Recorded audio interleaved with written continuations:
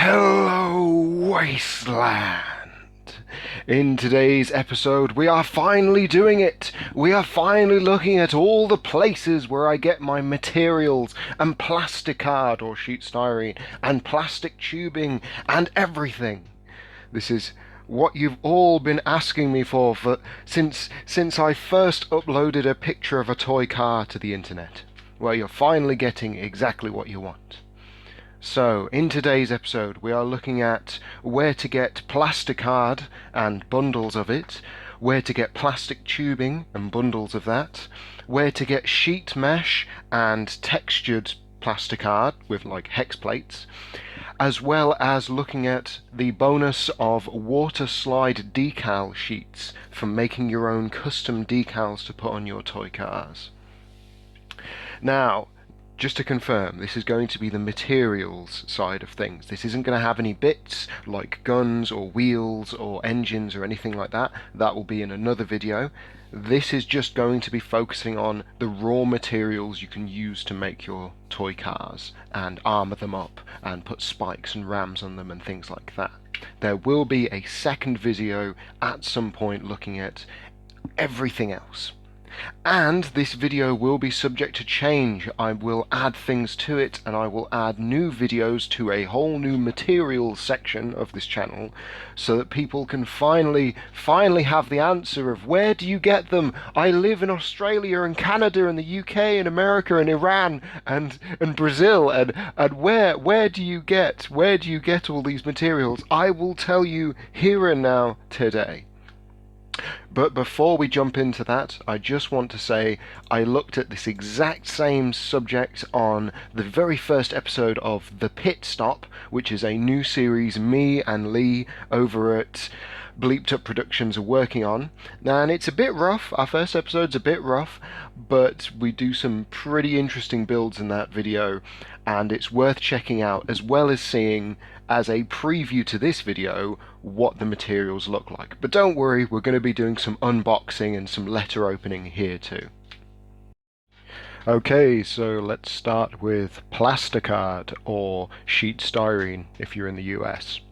Okay, so when I first got into modeling, I was limited to what my local hobby shop would have, and they had a lot of different kind of odds and ends like balsa wood or bits of string, or you name it. You know, you've got your typical paints and glue and craft knives and modeling kits, which is great, but in terms of Plasticard, when I first started there was very little. So my recommendation for buying Plasticard would be to go on eBay or Amazon and find a bundle of Plasticard that comes in a variety of thicknesses, because then you can find the thickness that you like and order more of that in the future, rather than trying to guess what thickness you'll need. Is it 1mm or 0.5 or 2mm or 0.01? I mean, there's a thickness here that's as thin as paper, so rather than trying to guess and get too much of a thickness that it turns out you can't actually use in the way you wanted to use it, you can just start with a bundle of Plasticard and there you go. And you can get them in job lots of 5 sheets or 10 sheets. You can get them in A4 or A3 sizes. You can really buy as much or as little as you like. A good thickness I find would be around, I'd say, the 0.5 mark. It's not too thick, it's not too thin, and it's a good jumping off point. But my recommendation would be to get a bundle.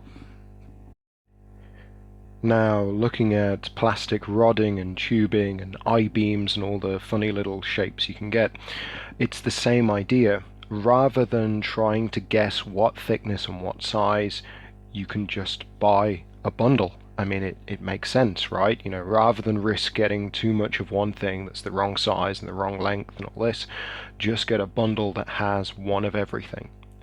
Now, admittedly, from what I've seen, they don't do a bundle with the I-beams and box tubing and things like that.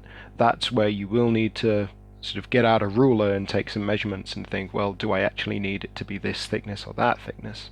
But again, once you've got a bundle and something in your hand, you get a real feel for what the size will be. If you do then order something else online. Don't make the mistakes I've made. I want to say deliberately for this video, it's not deliberate.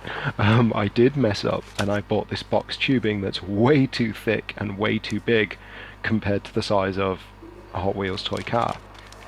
And regardless of what you're buying online, be it Plasticard or tubing, always make sure you look at the postage. I don't know what is up with Australia, but damn, this stuff costs twice as much just to get it here. I mean, it's coming from the other side of the earth, but, you know, keep an eye out for free postage. Don't just go, oh, that's what I need, buy, and then that's it. You've blown more money than you need to.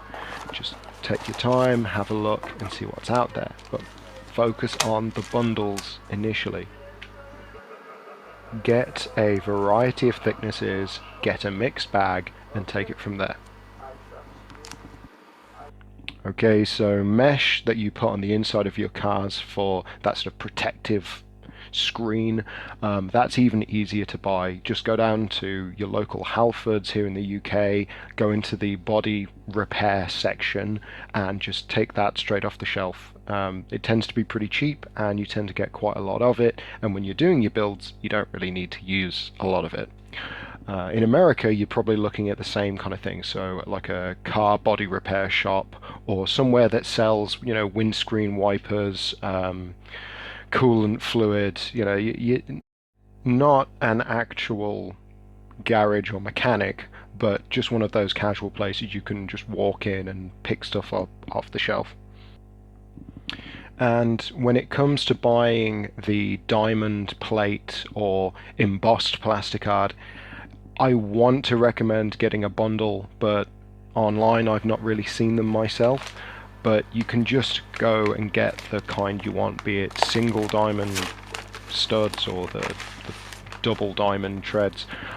Just find the one you like. You don't need to worry about the thickness because they all tend to be the same sort of 1.2 or 1.3 millimeter thickness, and that's what you're looking for. Like, it's as simple as that. Just pick that up. And finally, when you're looking at getting some of the stranger things like chains or even water slide decal paper, again, you can just eBay it. I mean, with chains, you can sometimes get them from jewelry or craft stores, you know, the places that will sell like paintbrushes and artist sketchbooks, those kind of places. But you can also find this kind of stuff in like printing suppliers as well. Not chains, but the water slide paper. Just make sure you're getting it for your inkjet printer or your laser printer. You want to make sure it's the right kind. And you can choose, for the most part, you can choose just a regular white transfer paper, which I've used in the past, or you can pick up the clear, in which case you can print pretty much any color, and it's just a straight clear transfer. Ben Kane used clear transfers on the car swap we did to print off my logo, my channel icon. So that was really cool.